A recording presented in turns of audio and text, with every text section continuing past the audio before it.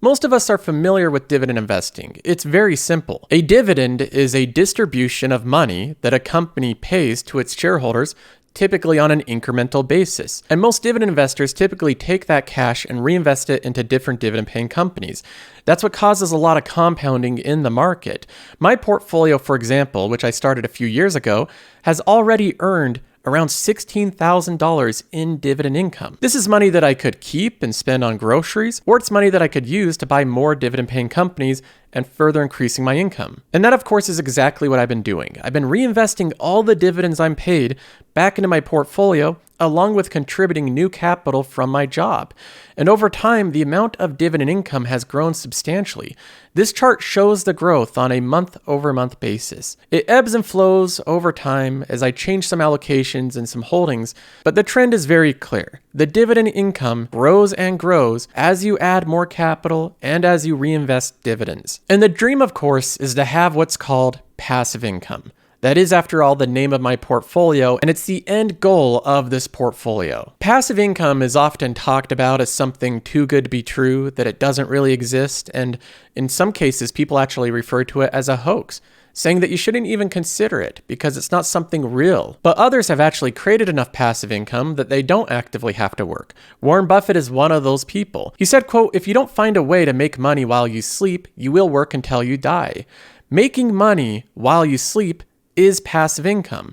Warren Buffett could have just said, if you don't find a way to make passive income, you will work until you die. Now, I don't necessarily want to be in a situation where I'm forced to work until I die. I enjoy working, but I like to be doing it on my own terms. And that's where passive income comes into play. In 2018, the amount of passive income that I earned from dividends was $378. Basically, every bit of income I had at that point, aside for that $378, was from actively working, clocking in to my 9 to 5, responding to a boss, responding to emails, writing code, going into meetings, so on and so forth. Every bit of income in my life at that point was from active work, not from passive income. In 2019, I increased the amount of passive income that I earned by 362%. It went up multiples because that's when I really started to grow a dividend portfolio. Then in 2019 to 2020, I almost doubled it again. I increased it by 81% up to $3,168. Then in 2020 to 2021, I actually invested even more aggressively. I took on side jobs. I did everything I could to earn more active income to plow that money into dividend stocks, therefore increasing my passive income. My passive income grew to $5,606. And then so far, year to date, my passive income is $4,600. It's on track to surpass 2021. And my goal is to increase this every single year, hopefully at a rate of a minimum of 20% year over year. Now, over the past year of buying these companies and doing this strategy and trying to build passive income, I've learned a lot from doing it. And what I want to do in this video is go over 5 different ways that dividend stocks make you money. And some of these are not as obvious as they seem. Even if you've been dividend investing for a long period of time, or you're a complete novice and you're just looking into the strategy, I think this list will be helpful either way, to both the experienced investor and the novice. And we'll start off, of course, with number 1.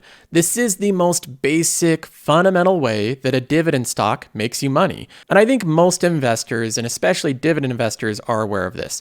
Of course, a dividend stock pays you income. That income is called a dividend. There's not much of a difference in this situation between income and a dividend. They're basically the same thing. The dividend that they pay is part of the total return of that stock. For example, around 40% of the total returns of the entire stock market is from dividends. If you look at just the price change of a dividend stock without factoring in the dividends that it's paying, that's similar to looking at a rental income property as just having capital appreciation and not factoring in the rental income you're getting. To accurately do analysis on a dividend stock, you need to factor in the dividends being paid. And another thing I'll mention on this note of dividend stocks paying dividend income is that they're far more predictable than any other return in the market. For example, if we look at buybacks, this red line shows the trend of buybacks over time. And you can see it go up like crazy in 2006, then go way down in 2009. You can see it climb back up in 2018. Then it goes down a lot in 2020. Now it's rocketing back up. Buybacks are simply not that predictable. Companies will start buyback programs and stop them frequently. Dividends, on the other hand, are incredibly consistent. This is a chart showing the amount of dividends being paid by the S&P 500 on a quarterly basis.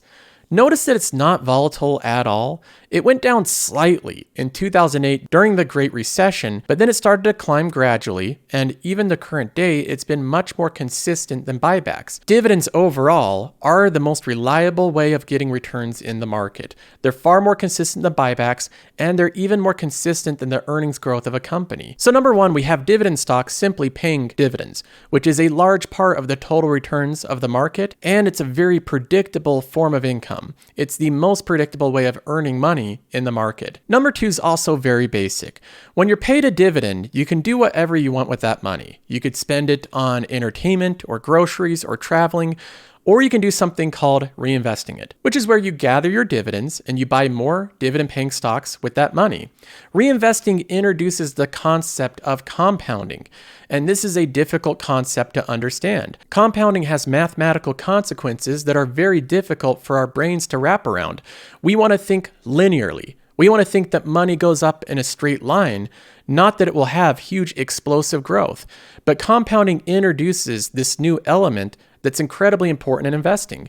You can see this in the net worth of Warren Buffett's life. He made the majority of his net worth after a long time in investing, and his net worth grew exponentially, not linearly. That's the result of compounding. With dividend investing, a reinvested dividend buys you more shares of dividend-paying companies, which increases your income even further. And greater income generates even greater income, which generates even greater income. That is the power of compounding, and that leads to incredible amounts of wealth over long periods of time. Now, number three is one that I think is a bit more nuanced. It's more difficult to guess, and I think that most investors don't really realize the importance of this step. Most dividend-paying companies tend to raise their dividends that they pay over time. This creates income growth in and of itself, even with no reinvestment. An example of this would be Texas Roadhouse. This is a dividend-paying company that I own in my portfolio. Texas Roadhouse is unique in some things, but it's not unique in this fact. They grow their dividend over time, and they do that in and of themselves. For example, if you bought shares of this company in 2011, your dividend that you would be paid on a quarterly basis is 8 pennies.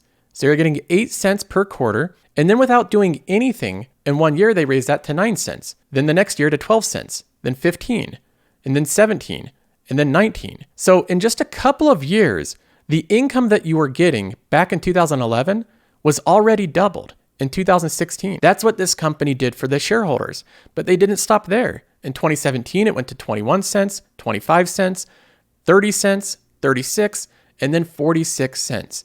Every year, they're increasing the dividends that they're paying to shareholders. So again, if you bought this company back in 2011, you would have been earning 8 cents. And just by holding on to it with no reinvestment, without adding any additional capital, that 8-penny dividend per quarter has grown to 46 cents. Now, if they had reinvested these dividends back into the company all along, they'd own a much greater share count. So not only would they have their dividend income increase by 5 times, but they'd also own more shares, which increases their dividend income even further. But number 3 is very important because basically all of these dividend companies do this. Texas Roadhouse, again, is not unique in this fact. Costco's dividend has increased from 10 cents to 90 cents over the past 16 years. There's a lot of companies that have been around for a long time that continually increase the dividend income. Johnson & Johnson is one of them. You hold this company and your income grows over time with no reinvestment necessary. And I could name off more and more examples like Home Depot's or Lowe's or Starbucks or Procter & Gamble or so on and so forth. Most decent dividend-paying companies will grow the amount of income over time without any interaction on your behalf. And in most cases, they're growing their dividend income at double or triple the rate of inflation. This past year has been unique, where inflation has been a challenge to keep up with. But even then, dividend income has outpaced inflation. So that's number 3. Dividend-paying companies raise their dividends over time, and that increases your income without any effort or interaction on your behalf. To summarize the first 3 ways that dividend stocks make you money, all of it specifically centered around the dividend. The companies pay you a dividend, which is an important and predictable part of total returns of the stock market. If you reinvest those dividends, you're introducing the strong concept of compounding, which will enhance your returns dramatically over time. And then, of course, the companies will increase their dividend payments over time, even without you reinvesting. But if you do all three of those, your dividend income should grow dramatically over long periods of time. The nice thing for dividend investors, though, is that this is not the only way that they make money with dividend stocks. We have number 4 here. The company grows revenue, market share, and earnings, causing the price to go up. As companies grow, generally speaking, and especially if they grow their earnings, the stock price will go up as a result, even if they are paying dividends. We can take the example of a company like Home Depot, and this could be swapped out for many different examples. Home Depot, over time, has generally grown its earnings. That earnings growth has caused capital appreciation growth. Over the past 10 years, Home Depot's stock price has gone up 417% while paying out a big dividend the entire time. You combine those two together and you get a very impressive market-beating total return. And this is not unique for Home Depot. Many different good quality dividend paying companies have this in common. In fact, research analysis from Morgan Stanley has mentioned this a few times. They have a paper called Dividend Stocks Tend to Outperform. And in this analysis, they go over many of the different reasons why dividend companies tend to do better over time than non-dividend paying counterparts. With that, they summarize that most dividend paying companies that incrementally raise their dividend also have very strong fundamentals. They go hand in hand. For a company to raise a dividend over time, it has to generate actual cash. It can never grow a dividend over long periods of time while not generating growing amounts of cash. They also reference other studies related to this earnings growth and the fundamentals of the companies, like a recent study from FactSet showing that dividend-paying stocks outperform their non-paying counterparts by a dramatic amount. From 1991 through 2015, non-dividend-paying stocks earned just 4.18% return per year, while dividend-paying stocks significantly outperformed with 9.7% average annual returns. And of those companies that pay dividends, the ones that can raise their dividends over time outperformed at even a greater extent, outperforming 17 out of 23 years. And this has been the case for a while. Many of the boring dividend-paying companies that have been around for 50 years are the type of companies that, generally speaking, outperform the rest of the market. So a lot of investors try to frame this as a this or that situation. Either you want income from dividend-paying companies, or you want good performance and capital appreciation. But in most cases, if you find a good dividend-paying company, you're not choosing between this or that. You get both of them in one company. Most of these great dividend-paying companies also have substantial capital appreciation, market beating in many cases. A lot of the companies like Johnson & Johnson, Estee Lauder, Home Depot, Pepsi, Costco, Church & Dwight, Hershey's, and so on and so forth. A lot of these boring dividend-paying companies not only pay a higher amount of income, but they also have better capital appreciation. They have better earnings growth. So when I look at dividend investing, I don't consider this to be a choice between earning current income and growing your net worth through capital appreciation. In most cases, they do both of these things better than the majority of companies in the market, which brings me to number 5. Now, before moving on to number 5, I have to give a quick shout out for today's sponsor of this video, which is FTX US. You can join this platform today using one of the links in the pin comp below.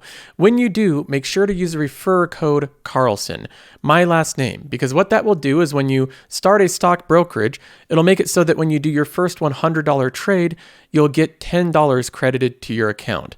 The interface is very slick. It's very easy to make trades. They also offer fractional shares. They don't do payment for order flow. And overall, I've received very good feedback on the platform. So try it out now, use the referrer code Carlson, and let me know what you think. Most dividend stocks are so profitable, especially the top ones that you see most dividend investors investing in, that they will also have leftover cash for buybacks. Buybacks which reduce the amount of shares outstanding, causing significant earnings per share growth. And also, buying back shares makes it easier for the company to raise the dividend because there's less shares outstanding, so they can increase the dividend without having to pay it out to so many shares. Lowe's is a good example of a company doing this. You could also use Home Depot if you want as well. Lowe's and Home Depot are good dividend-paying companies. They have a very long history of growing their dividend over time, checking all the boxes so far, but Lowe's also does share buybacks. They reduce the amount of shares outstanding dramatically over a long period of time. And again, this does two things for the shareholder and the company. For one thing, reducing the amount of shares outstanding helps grow the EPS of the company. The growing earnings per share of the company make it so that the stock price appreciates. So there you have your capital appreciation. Lowe's has gone up nearly 600% just in price, not factoring in dividends, over the past decade. But not only does reducing the share count cause the EPS to go up and also causes the price to go up, but it also makes it so that the company has less shares outstanding to issue dividends upon. And therefore, it makes it easier for them to raise the dividend over time. And so Lowe's dividend has been able to grow substantially. Back in 2010, it was 11 cents per share per quarter. Now it's up to $1.05. They've roughly 10x the dividend payout. So there you have 5 ways that dividend stocks make you money, 3 of which are related specifically to the dividend itself, 2 of them related to capital appreciation, but all of which add up to a great total return. Now, this is not an exhaustive list. There's going to be a lot of different ways that dividend stocks help earn you money and protect your wealth. One of them is lower volatility overall. One of them is better support during market sell-offs, and so on and so forth. There's a lot of good things about them that's not highlighted here, but I think that these 5 reasons are a very good summary of some of the basic ways that they make you money. And as for me, what I plan on doing, especially during a down market right now, is continuing to stick to the fundamentals, not worrying as much about the Fed and interest rates and inflation. I'll keep track of that and commentate on it, but my priority is buying really high quality companies at as big of a discount as possible that will generate growing returns over a long period of time. And I'm going to continue to keep track of my income over time and show it on a monthly basis. Right now, it's flattened out a little bit over the past couple of months, around the $400 to $500 range, but that's only because I've been doing some refining to my portfolio, moving to companies that I think are really high quality. So over time, this chart will continue to grow. I'll continue to show frequent updates, and I'll continue to show research I've done on different companies like Texas Roadhouse, Vici, Church & Dwight, and so on and so forth. Other companies that I own in my portfolio, or other good dividend paying companies that I'm potentially going to be buying into. So that's all for this episode. I hope you enjoyed it. If you did, make sure to like the video so others can see it, and I'll see you in the next one.